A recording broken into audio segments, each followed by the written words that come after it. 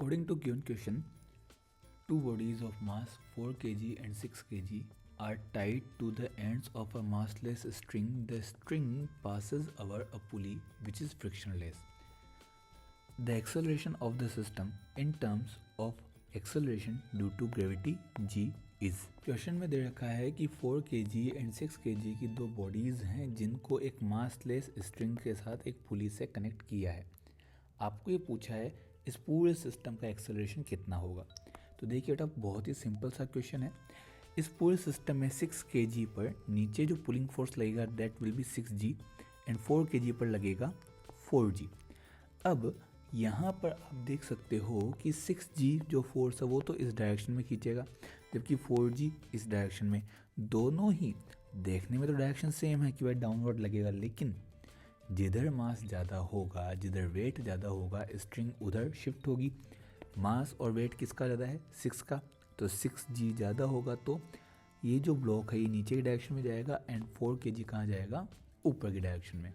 यहाँ पर अगर आपको एक्सेलरेशन निकालना हो तो सीधा सा फॉर्मूला है m2 minus m1 upon m2 plus m1 multiplied by g।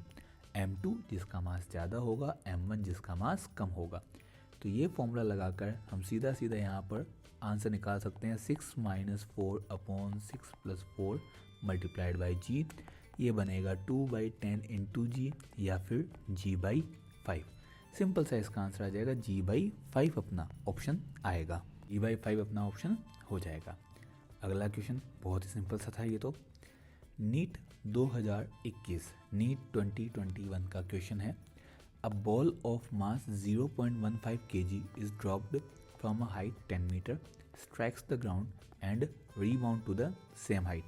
Magnitude of impulse imparted on the ball g is equal to 10 meter per second square nearly is। NEET 2021 में आया हुआ क्वेश्चन है।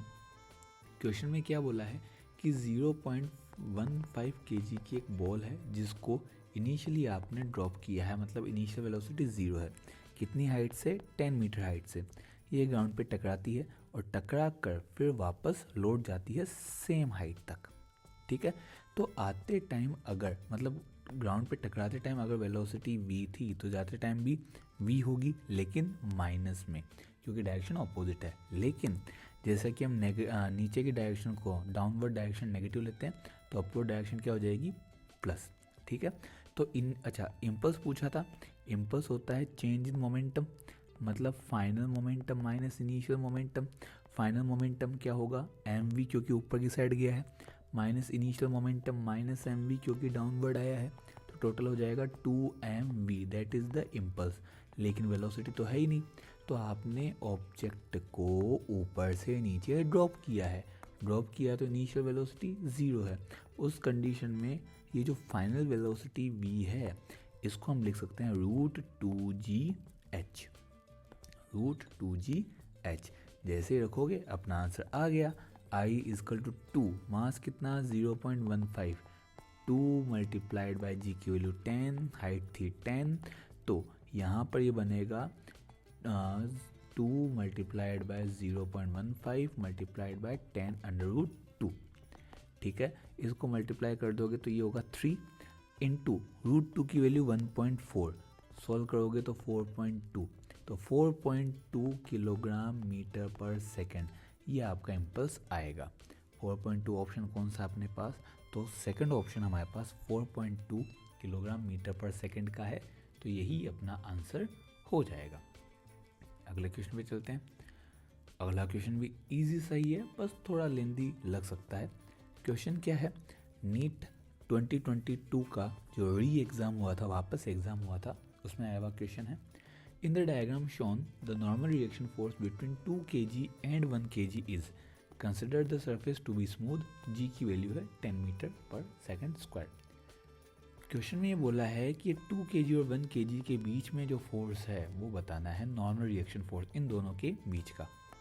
सबसे पहले तो आपके पास में ये डायग्राम है, इसमें आपके पास में 3 ब्लॉक हैं। एक तो 3 kg का, दूसरा है 2 kg का एंड तीसरा है 1 kg का। इस पर इस साइड फोर्स लग रहा है F2 इक्वल टू 18 न्यूटन और पीछे से F1 लग रहा है 60 न्यूटन। साथ ही साथ इन तीनों के मास की वजह से, अच्छा यहाँ पर एंगल कितना है 30 डिग्री है ना, तो इन तीनों के मास की वजह से एक ग्रेविटेशनल फोर्स भी लगेगा, वो इधर होगा mg sin थीटा। m कितना है, तीनों का मिलाकर देखा जाए तो 6, g की वैल्यू 10 और sin 30 की वैल्यू 1/2। तो ये हो जाएगा हमारे पास 2 से 6 कैंसिल 3 टाइम, कितने टाइम हो जाएगा 3 टाइम, तो ये टोटल बना 30 न्यूटन। तो अब हमारे पास 3 फोर्स हैं। कैसे, देखिए ये 30 डिग्री, टोटल हो गया 6 kg का ब्लॉक, इन तीनों को कंबाइन किया, आपके पास एक लगा 18 न्यूटन का फोर्स, एक लगा 30 न्यूटन का फोर्स और ऑपोजिट लग रहा है 60 न्यूटन का फोर्स। तो अब ये जो 18 और 30 है ये तो इस 6 kg को नीचे ले जाना चाहते हैं, 60 न्यूटन ऊपर ले जाना चाहता है। तो इसका मतलब फोर्सेस यहाँ पर इक्वल नहीं है, तो कोई ना कोई एक्सेलरेशन आएगा, वो एक्सेलरेशन कितना होगा उसको देखते हैं। तो ए नेट होगा F net upon M net, net force upon net mass. Net force कितना हुआ, तो 60 माइनस 18 प्लस 30। कैसे, तो 16 अपवर्ड डायरेक्शन में, 18 और 30 डाउनवर्ड डायरेक्शन में, अपॉन में नेट मास कितना हुआ 6 kg। तो ये बना 60 माइनस ये हुआ 48, 60 माइनस 48 कितना बनेगा 12, 12 अपॉन 6 आ जाएगा 2। तो नेट एक्सेलरेशन आ गया आपके पास 2 मीटर पर सेकेंड स्क्वायर। नेट एक्सेलरेशन कितना आया 2 मीटर पर सेकेंड स्क्वायर। अब हमें ए थोड़ी पूछा था, हमें तो ये पूछा था कि 2 kg और 1 kg इन दोनों के बीच लगने वाला नॉर्मल रिएक्शन फोर्स क्या होगा। ठीक है, तो चलिए उसके भी सॉल्व कर, उसके लिए फिर से एफबीडी बनानी पड़ेगी अपने को। तो देखिए बना लेते हैं एक बार। ये हमारे पास इंक्लाइंड प्लेन था जिसमें एंगल था 30 डिग्री। यहाँ पर आपके पास में 1 kg का ब्लॉक जिसके ऊपर हमारे पास अपवर्ड डायरेक्शन से एक फोर्स लग रहा था 18 न्यूटन। ठीक है, तो हमारे पास में अपवर्ड डायरेक्शन से एक फोर्स लग रहा है 18 न्यूटन। अच्छा, इस पर ग्रेविटेशनल फोर्स लगेगा mg sin 30, m की वैल्यू 1, g की वैल्यू 10 और sin 30 की वैल्यू 1/2।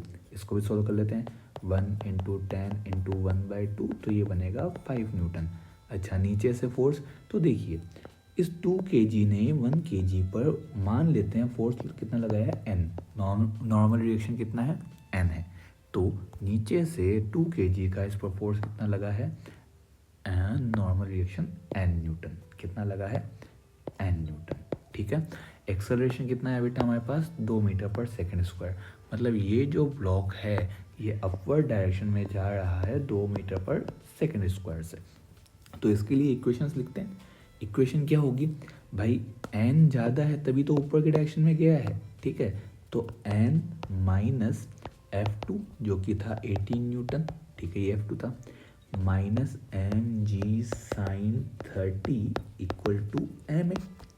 n कितना है पता नहीं, F2 कितना था 18, mg sin 30 कितना है 5, m की जगह 1 kg, a की जगह 2, तो ये बना n माइनस 23 इक्वल में 2, तो n बना 25।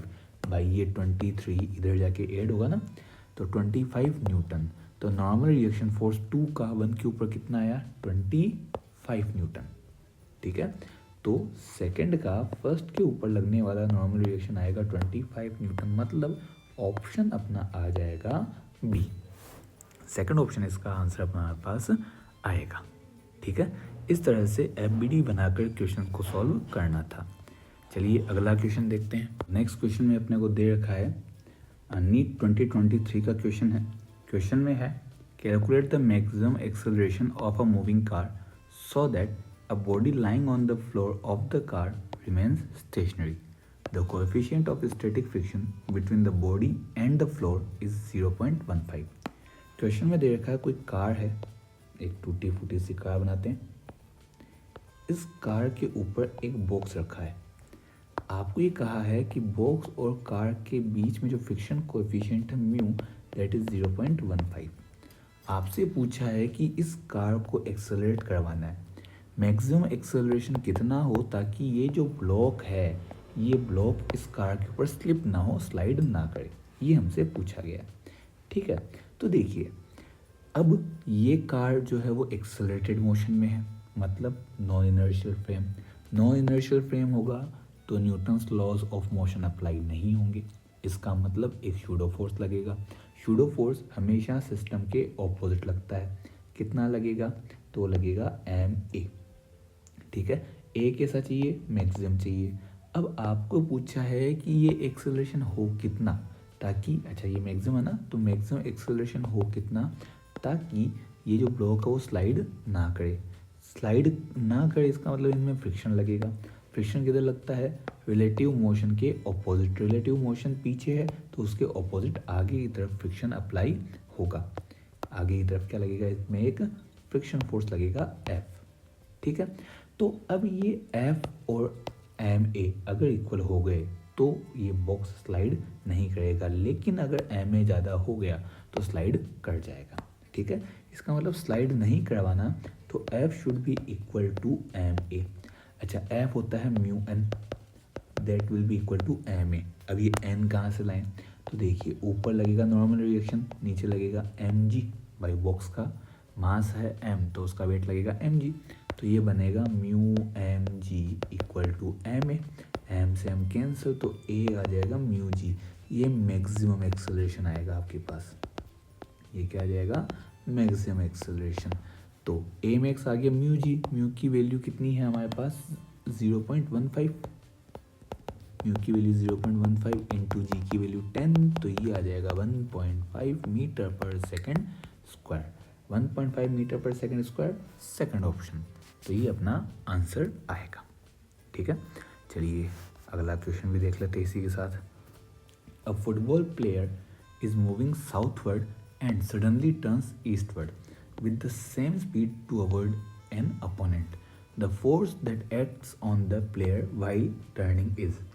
क्वेश्चन में ये बोला है एक फुटबॉल प्लेयर था जो पहले साउथ में एंड बाद में ईस्ट में मोशन करता है। स्पीड उसकी सेम है, बस डायरेक्शन चेंज हुई है। तो उसका फोर्स किस डायरेक्शन में लगेगा ये आपसे पूछा है। पहले प्लेयर किधर था? साउथ में। ठीक है, पहले वी किधर था? साउथ। साउथ मतलब माइनस जे में। फिर वो किधर मुड़ गया? ईस्ट में। तो स्पीड तो सेम है लेकिन डायरेक्शन क्या होगी? आई के। आपसे फोर्स पूछा है। फोर्स होता है F equal to M A होता है वी माइनस यू अपॉन में टी। तो एम वी किधर है? तो वी है आई केप में। फाइनल वेलोसिटी किधर है? आई केप मतलब ईस्ट में। माइनस इनिशियल वेलोसिटी किधर थी? तो इनिशियल वेलोसिटी थी साउथ में, तो V minus J cap upon में टाइम, ये तो होगा। तो यहाँ से एफ वेक्टर हमारे पास बनेगा एम कॉमन, वी कॉमन, आई, ये माइनस एंड माइनस यहाँ हो जाएगा प्लस, तो प्लस जे अपॉन में टी। ठीक है, मतलब एफ वेक्टर हमारे पास बना एम ए आई प्लस जे। आई क्या था? आई था ईस्ट एंड जे है north. By minus J south है तो प्लस जे क्या होगा? नॉर्थ। तो ये हमारा फोर्स किस में आएगा? नॉर्थ ईस्ट डायरेक्शन में आएगा। नॉर्थ ईस्ट डायरेक्शन में फोर्स है तो नॉर्थ ईस्ट का जो भी ऑप्शन है वो आपका सही आंसर आएगा, मतलब सेकंड ऑप्शन, यही आपका आंसर आएगा। ठीक है, चलिए नेक्स्ट क्वेश्चन। नेक्स्ट क्वेश्चन छोटा सा ही है। क्वेश्चन में दे रखा है a horizontal force 10 Newton is applied to a block A is shown in figure. The mass of blocks A and B are 2 kg and 3 kg respectively. The blocks slide over a frictionless surface. यहाँ कोई friction नहीं है. The force exerted by A on B. A ने B पर कितना normal लगाया है? Normal force ये आपसे पूछा गया है। तो देखिए ये 2 kg का ब्लॉक एंड ये 3 kg का ब्लॉक। ये 2 kg का ब्लॉक ए, ये 3 kg का ब्लॉक बी, एंड यहाँ से आपने फोर्स लगाया कितना? 10 न्यूटन। तो बेटा आपने यहाँ पर फ्रिक्शनलेस सरफेस लिया है। फ्रिक्शनलेस अगर सरफेस है तो ये जो पूरा सिस्टम है ये 10 न्यूटन की वजह से मोशन करेगा। तो एक्सेलरेशन निकाल सकते हैं फोर्स अपॉन में मास। ठीक है, अगर फॉर्मूला लिखा जाए तो फोर्स अपॉन मास, कितना मास? तो नेट मास। तो 10/5 ये आ जाएगा 2 मीटर पर सेकेंड स्क्वायर। ठीक है, एक्सेलरेशन आ गया 2 मीटर पर सेकेंड स्क्वायर। अब इस 3 kg की एफबीडी बनाते हैं। तो इस 3 kg पर सामने से सिर्फ और सिर्फ इस 2 kg ने ही फोर्स लगाया। कितना फोर्स लगाया? तो मान लेते हैं नॉर्मल फोर्स लगाया n। कितना लगाया है? n। तो सामने से लगा n। ये 2 मीटर पर सेकंड स्क्वायर के एक्सेलरेशन से मोशन करता है, ठीक है। तो अब अगर यहाँ पर इस साइड से कोई फोर्स नहीं है तो इसका मतलब ये जो नॉर्मल है इसी ने इसको मोशन करवाई है, तो यही नॉर्मल किसके इक्वल हो जाएगा? m इंटू ए के। तो n will be equal to M A. m कितना था? 3 kg। a कितना है? 2। तो टोटल हो जाएगा 6 न्यूटन। तो ये जो 2 kg ने इस 3 kg के ऊपर फोर्स लगाया है that will be equal to 6 newton. 6 newton option है क्या? तो है बेटा, थर्ड ऑप्शन अपना 6 न्यूटन ही है, तो यही आपका आंसर होगा, ठीक है। चलिए अगला क्वेश्चन देखते हैं। अगला क्वेश्चन है अ box of 5 kg is pulled bye a cord up along a frictionless plane inclined at 30 degree with the horizontal. The tension in the cord is 30 Newton. The acceleration of the box is okay. तो question में दे रखा है कि एक 5 kg का block है जिसे एक रस्सी की हेल्प से एक फ्रिक्शनलेस प्लेन जो कि 30 डिग्री पर इंक्लाइंड है उस पर खींचा गया है।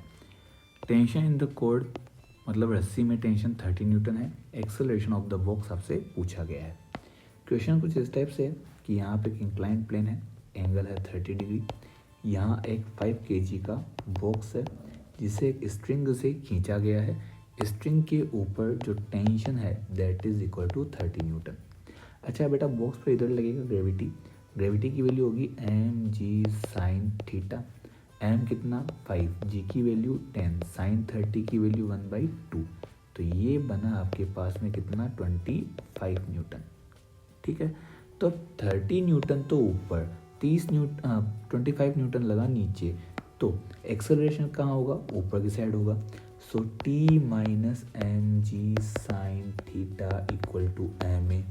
30 minus M G sine theta कितना आया? 25 माइनस 25 इक्वल टू 5a। तो 5a इक्वल टू 5, a आ गया आपका 1 मीटर पर सेकंड स्क्वायर।